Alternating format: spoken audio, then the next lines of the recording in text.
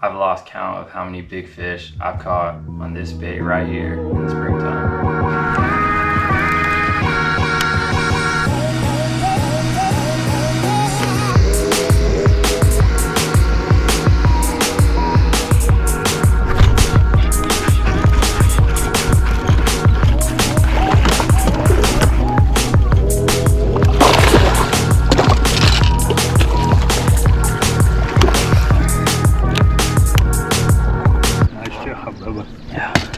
Did you switch jigs? No, I just changed the trailer because they stole the claw in one. All right, I'm gonna try and catch her now.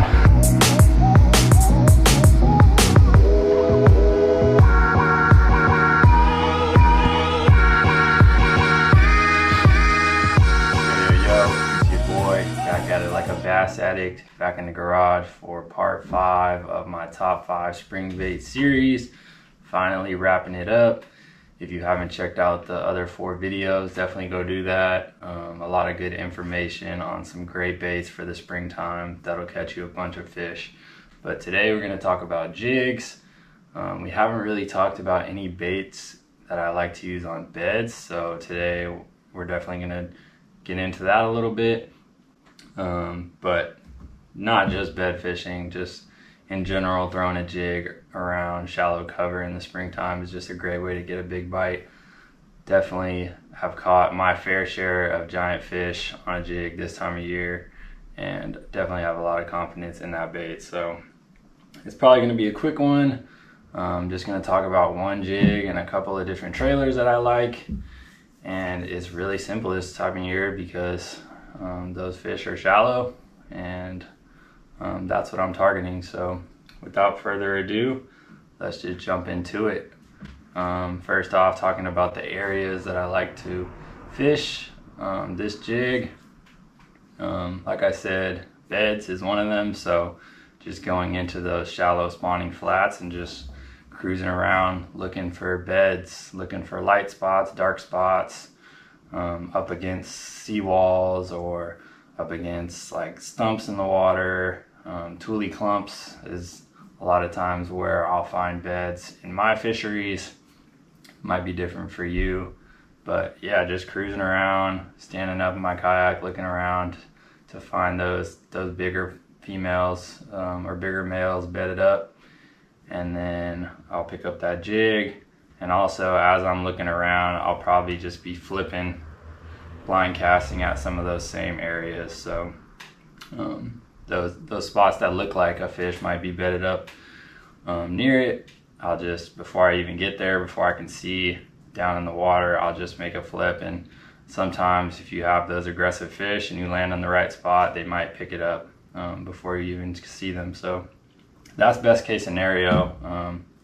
If you can't see them, they probably can't see you, and that stealth factor can definitely be important, especially in picking off those big ones. But yeah, just looking around for those high percentage areas, tule clumps, laydowns, seawalls, like I said, anything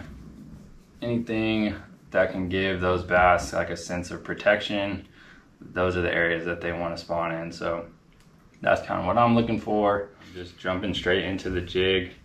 I really just fish one jig this time of year when I'm fishing on beds and whatnot. It's the dirty jigs, Pitchin jig. I'll usually throw it in either the 3/8 or the 1/2 ounce. And if I really need to, I'll go down to the dirty jigs compact flip Pitchin jig, just a little smaller, shorter shank hook, and you can get that. You'll just get like a little chunk trailer on there, trim up the skirt, and just have that super small profile, because a lot of times when you're bed fishing, they'll grab the back of it, they'll just swim off with it, but they'll never have the hook. And so if that's happening a lot, I'll go down to that smaller jig, and usually I can get them to engulf that whole thing and stick them. So but yeah, real simple. Just that one jig is really my confidence. It has that kind of flat head, so I can drag it across the bed, I can hop it, do whatever I need to do. It also comes through wood pretty good, so if I'm around laydowns or Toolies also, it just kind of will rock over those toolies and not get snagged up a bunch. So that's the jig that I like. Real simple. I'm also throwing it in very natural colors. I don't really like to go with the super bright whites and chartreuses like some people like to do for visibility's sake. I get it. I understand why people would like to do that. You want to see your bait and you want to see when the fish eats it, but for the most part, if I'm on a bed fish, I can see it pretty good. And I think these natural baits are gonna get me a bigger bite. I think a lot of those fish, especially in these pressured fisheries, something super bold and white is not gonna look natural. And I'm just gonna get less engagement, less bites. So it's just all situational. If you wanna try that out, it might work for you, but for me, I generally stick with those natural colors. So green pumpkin orange, green pumpkin purple, green pumpkin blue, magic craw, it's like that green pumpkin with that blue iridescent flash in there, or something brown, black and brown, brown and purple, brown and orange. Those are all great options for me. And then if you're not bed fishing, if you're just pitching around, I would say just base your colors off of water clarity. So black and blue is great if you have to stay in water, and I'll throw that a bunch. And then in that cleaner water, I'm usually throwing up something brown or green pumpkin, similar to those colors that I'm throwing on beds. So real simple with the colors. Don't have to get too complicated. My thought process is I'm mostly imitating those bluegill hues, because when those bass start showing up shallow, those bluegill are also showing up shallow. And those green pumpkin colors just imitate a bluegill well. Anything with green pumpkin and blue or purple or orange, that's just a natural color for a bass. So that's my confidence. And then getting into the trailers, there's pretty much 3 trailers that I like to throw, just really based on the fish. So I'll have one trailer on, and then based on the kind of the activity of the fish and what they're telling me with their movements or their reaction to my bait, I might switch trailers in the middle of kind of flipping at that fish. So the first one, usually the one I'll start off with, is the Berkley Powerbait Chigger Craw. It's kind of an in-between style bait. It's got some nice claws on there. This is the 4-inch, so it fits good with a standard size jig. But yeah, it doesn't have like super massive claws, so you don't get a super wide thump like one of the other trailers I'm going to talk about in a second. But it also isn't like a dead action beaver style bait. So you get a little bit of flap, but it's not super aggressive. So if you have a fish that's kind of, they're locked on, they want a little bit of movement, but they don't want something just super aggressive thumping, this is a great option. Caught some big ones on that. And this is blue craw, the color. It's kind of the same as that magic craw jig. It's just a green pumpkin with kind of a blue flash on there. For those fish that I'm really having to work my bait slow, maybe I'm soaking it in the bed, just leaving the jig in the bed and not moving it too much, or dragging the bait through the bed. The Yamamoto Flappin hog, this is the 3.5 inch, I believe. That's a great option. It doesn't have a ton of like kicking action. It's kind of just a big profile. It's got these appendages on there, so you get some bulk on your jig, but it doesn't have a ton of action. So when you're just dragging it through the bed or you're letting it sit there, you get a good presence, a good big presence out of this bait, but you don't get a ton of aggressive action. And that can be the key for some of those fish that are a little more weary. And then lastly, for those fish that are real aggressive, they want something hopping through their bed, they're biting it on the fall, the Strike King Rage Craw.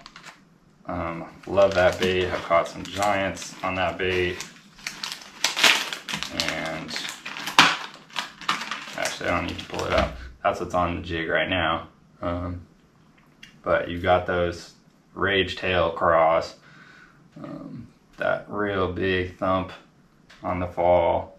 And so, like I said, if I'm really hopping that bait through the jig to get those fish to react, I like that thump, and you get that strong action on the fall. A lot of times that's when they'll eat it. You hop it past their face, or hop it near where the eggs are, that sweet spot on the bed, and they'll just grab it, swim off with it, and then you can stick them. So that's kind of my 1, 2, 3 punch. And I'll just switch it up based on the activity of the fish. Every fish you pull up on is going to be different. Some of them, first flip, they're really aggressive, they'll eat. Some fish, you're going to have to work them for a while. They'll swim off, they'll come back. You'll have to leave your bait on the bed. And so having that variety of trailers for every different fish, every different mood of every fish is important. So if you can have like multiple jig rods tied up, that's even better. Then you don't have to take trailers off and on. You can just have one, try that, pick up another one if that fish is not responding well, and just figure out what they want. So that's kind of my thought process with it.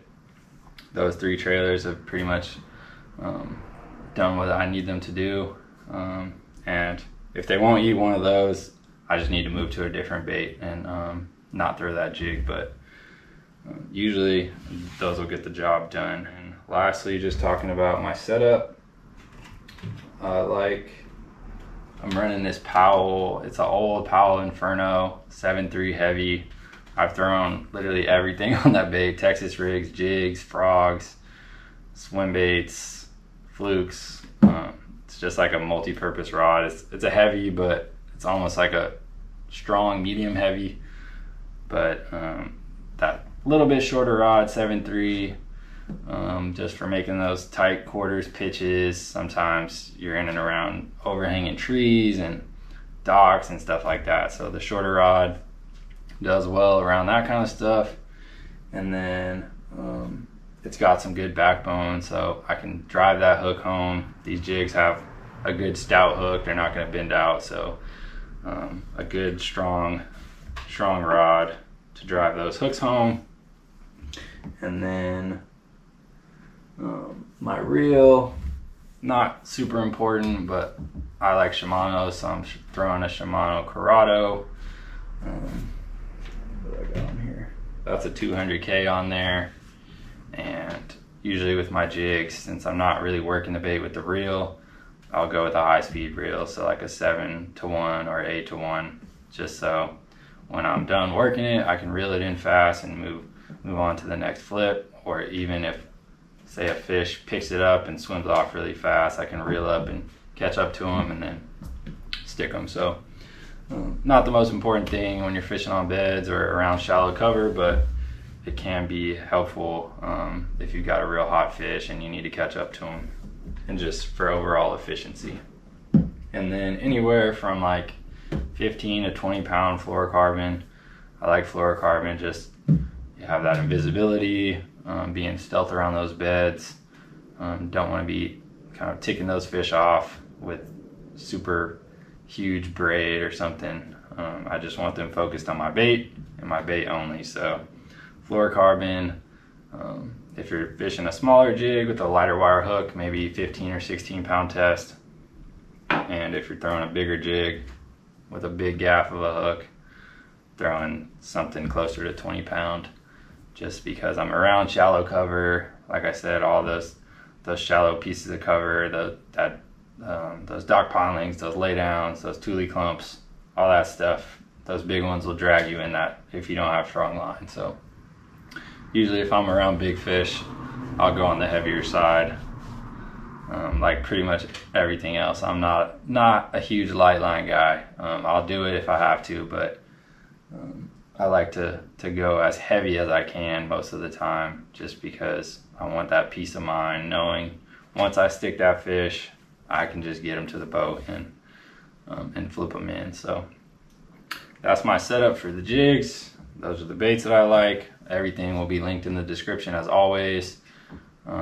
So real easy to just go check out that gear if you're looking to make an order. So yeah, that wraps up our top 5 spring baits. We're kind of up in NorCal. We've still got some fish spawning. We've got some fish that haven't spawned yet, and we also have some fish that are done spawning. They're garden fry or they're moving back off the bank. So we got fish in a ton of different stages, and that early summer transition will be coming here soon. It's crazy to say, but it happens quick, you know.